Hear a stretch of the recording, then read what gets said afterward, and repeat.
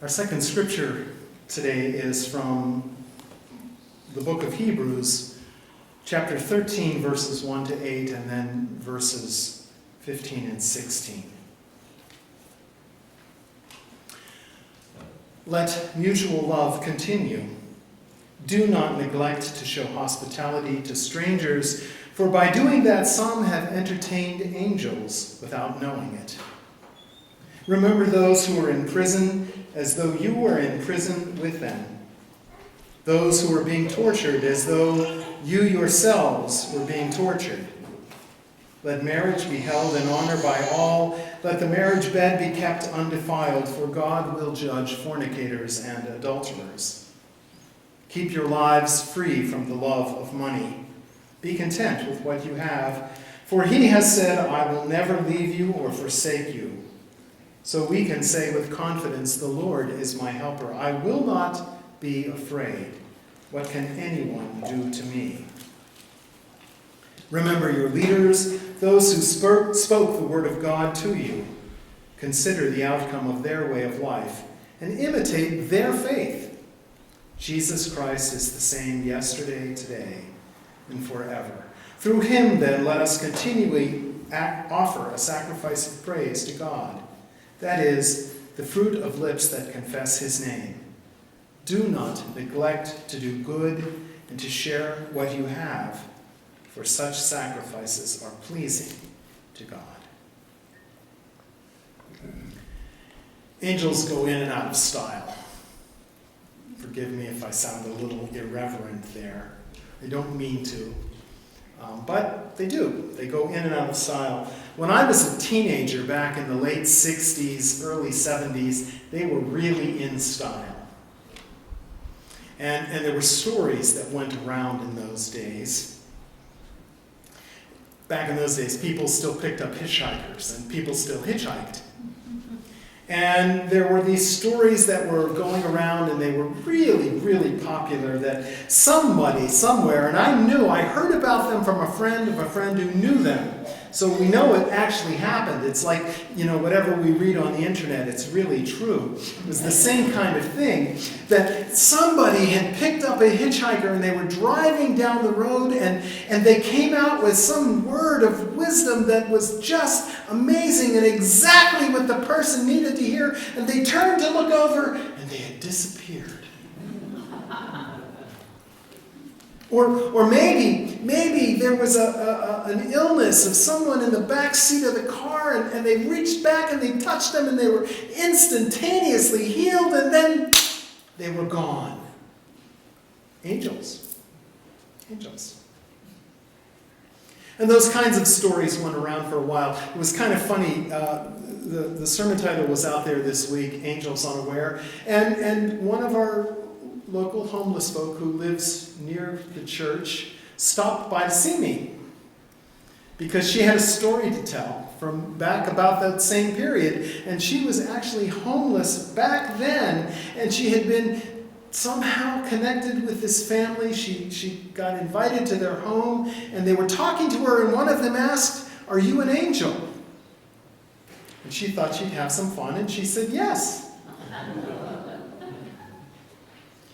And no miracles happened. And there were no amazing words of wisdom. And they got to thinking, maybe she's not really an angel. And they got angry because she had told them she was an angel and she really wasn't. And they threw her out of the house. Well, those kinds of things were going around late 60s, early 70s, and then angels went out of style for a while. Nobody talked about them. Nobody cared about them. They weren't really in the front of our culture for a period, and then they came back again. And there was that period, you remember, when they were everywhere. You couldn't go to a store without seeing an angel something. They were on the titles of books. They were on television shows, touched by an angel. They were in movies. Even movies for children. Angels in the Outfield.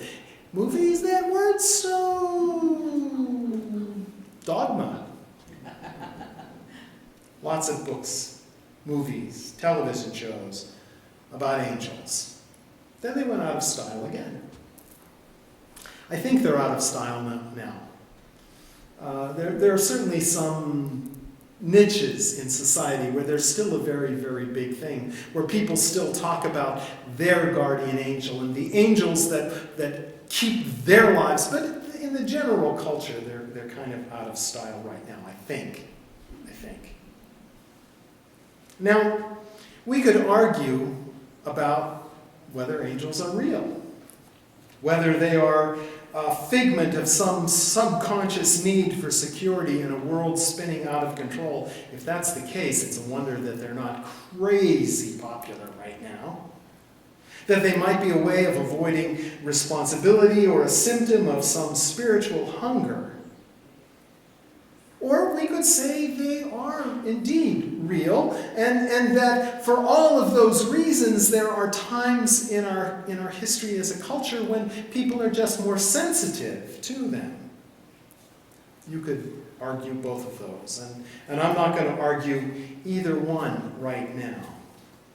But it is clear that for whatever reason, there are times when we yearn for some kind of heavenly support.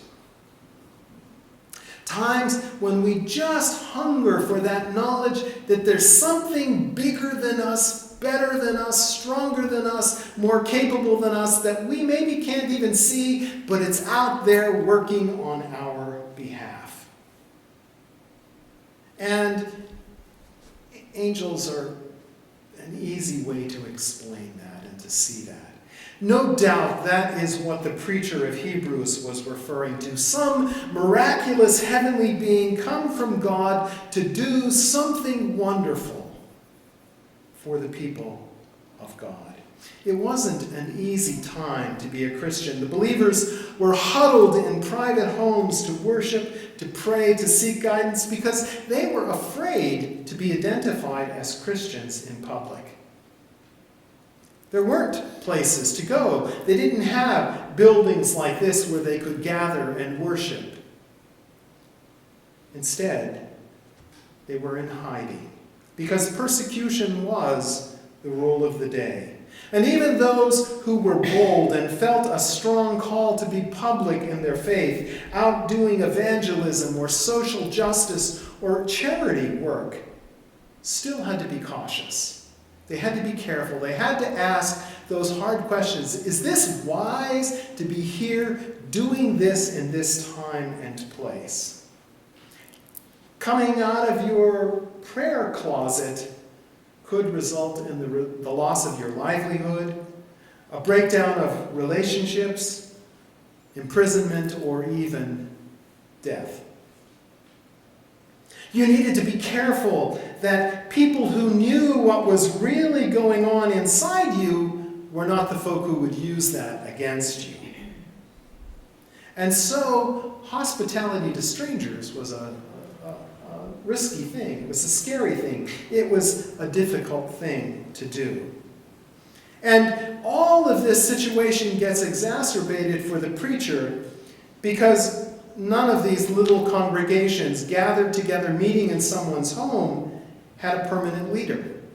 They didn't have someone who knew all of the stories of Jesus. They didn't have someone who spent 3 years at Eastern Baptist Seminary and then 5 more years at Drew Theological School trying to figure out how you make sense out of these old stories that may or may not really kind of automatically fit into our culture. They didn't have someone who could say, yeah, we know Jesus was a Palestinian Jew who lived in a Palestinian setting, and we've got to take what he said there and make it make sense to Jews and Greeks and Parthians and all these people from all over the place. They didn't have that luxury.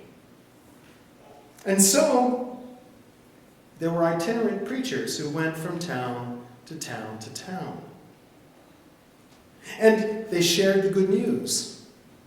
They were bold enough to stand out in public sometimes and tell the story of Jesus, even though for many of them it did end up costing them. But More than that, they started churches as they traveled from place to place to place. They got new believers together and they said, okay, now meet over here in Jessica's house. She knows how to make a mean guacamole. It's almost as good as Janet's. And talk and be together. And so they did. And then they would travel somewhere else and they would find out that indeed, there is a little church here meeting in someone's house, and I can go there, and I can preach to them, and I can share with them, and they can learn and grow from what I know. And they did that as well. But those itinerant preachers relied upon somebody, somewhere, being willing to open their doors and open their hearts. All too often, they arrived in a town without having met anybody there at all. And there they were, knocking on a door saying, I heard that you are a believer, and you've got a spare bed. And so you're going to open your home to me and allow me to come in the name of Jesus. Whoa, wait a second. I'm not sure about that. I don't know you. I've never met you. Maybe I've heard your name, but how do I know that's actually your name? Do you have one of those government-approved IDs that says that that's actually who you are? I'm not sure about this. They were indeed strangers. And so the preacher in Hebrews, who no doubt was one of those kind of preachers who went from town to town and house to house and was relying on the hospitality of strangers, says, you all need to take the risk. You all need to be hospitable to strangers. Because who knows who or what they might be. Perhaps one of them indeed will be that angel for whom you yearn. Perhaps you will find yourself going down the 101 at 65, and that stranger that you just let into your life will speak that word from God that you need to hear more than anything else in life, and then disappear. Angels. That's likely what this preacher was thinking about. And he was reminding his audience, probably was a he, reminding his audience of that Old Testament story of Abraham and Sarah opening their home to angels unaware. And because they had done that, they were blessed by God. Maybe this preacher is telling his audience, maybe God will send an angel to you who will intervene in these dark times, and you will find yourselves blessed by God because you have been hospitable. You'll meet a real angel from heaven. Frankly, I have no interest in angels. I'm not belittling people who do. I'm not making any judgments. I'm not making any comments. I'm not saying they exist or they don't exist. All I'm saying is they don't hold any fascination for me. And you know, as fun as some of those TV shows and books and movies were, doesn't click for me. But there is another way to read this little passage, and I think it's important, and for me, it makes a lot more sense. You see, and it's a way I think the preacher should have meant for it to be taken, even though I don't think that's what the preacher was saying. In Hebrew, the word angel can literally be translated messenger, and it doesn't have to refer to a heavenly being. It can also refer to a normal, everyday person who just happens to have come with God's message for you in that time and place. Sometimes that message comes in words, sometimes it comes in actions. Sometimes, I would argue, it comes just from being there.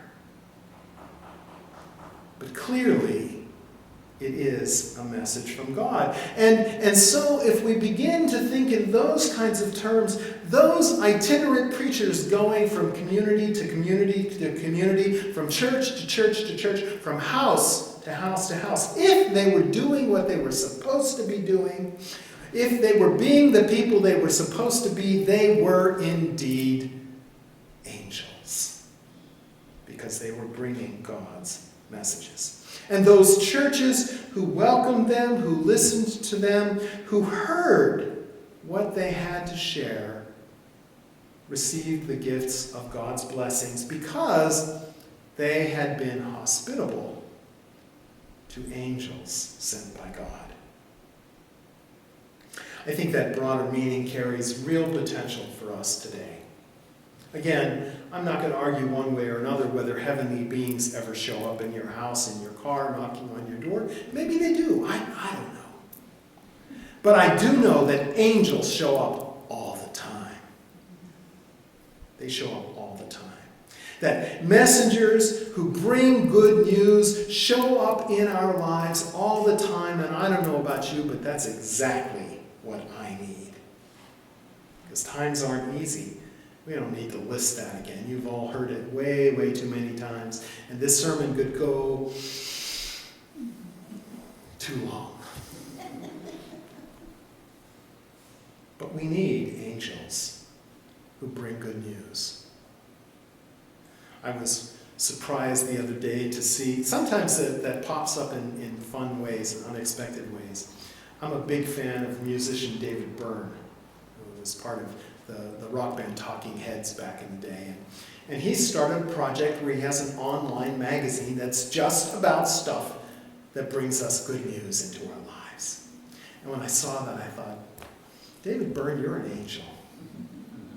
Now, I don't know if he's a person of faith at all. But that doesn't matter, because he's an angel. Because if he's bringing good news that allows us to see the work and presence of God in the world, he is an angel. And we have lots of those people in our lives. Every now and again, they present themselves, and it's wonderful. That child walking down the sidewalk, watching a pigeon. Now, I don't know about you, but more than once in my life, I have referred to pigeons as rats with wings. But all of a sudden, here's this little one looking at that pigeon and seeing something beautiful and wondrous. And it reminds me that we are surrounded by wonders. And sometimes they're even pigeons. Sometimes. And that little one becomes an angel.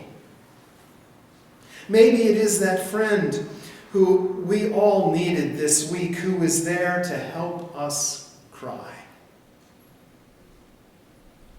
And in doing that, puts skin on the very presence of Jesus with us. And that is an angel. Maybe it's an acquaintance or even a loved one who says something off the cuff that they don't think is terribly important, but it makes things shift for us, and we see life with new insights in new ways, and it helps us to think and be a little different than we were before. An angel.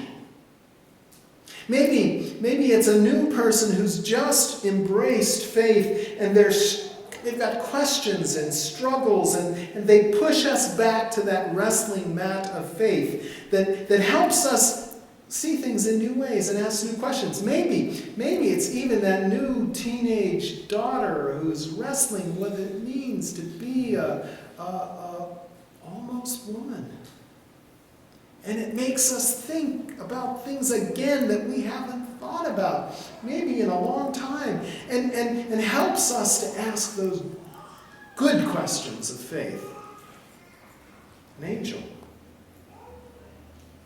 Might be a musician whose voice or instrument melts our heart, or an actor whose portrayal makes us see life in a way we hadn't before, a poet whose turn of phrase makes the world change, a painter who shows the world in new light. All of that, angels. Maybe it's even that homeless person who we look at, and that one time we see the face of Jesus. Or the refugee knocking at our door who reminds us of what our call is to be the people of God. Angels. All too often we miss the angels. I miss the angels. You can speak for yourself. All too often, I miss their messages. It's all too easy to think of that little one watching the pigeon in wonder and joy and thinking, I need to be someplace, let's go. There's something to do, someplace to be. We are too busy to see, too tired to listen, too preoccupied to pay attention, too caught up in our own preconceptions to hear what God is trying to say. Through these sometimes unlikely messengers, through these angels of whom it is all too easy to be unaware. And hospitality becomes the key, just as it was for the preacher of Hebrews church. Sometimes literally the same kind of hospitality that person was preaching about, but sometimes, probably more often, it's hospitality of a different type. Hospitality to open our hearts, our lives, to those moments of grace and wonder that transform. To open our hearts and our lives to friends, loved ones, acquaintances, people we have just met, who will show us God's presence in new ways if just we will allow. Open to new folk who will break new openings in the walls of our lives, and so let the light of God in, where maybe the light of God has not shone in a long time. It takes time, it takes energy, it involves risk. To clean our house, both literal and spiritual, and open them to new possibilities. Being hospitable means literally being willing and ready to welcome those surprises that will come our way. And they do come if only we open our hearts and our lives. To open ourselves when people or ideas present themselves, even when those people or ideas can be a little frightening, even when faced with the possibility that if we actually open, it will cause us to change. And change isn't always easy, is it?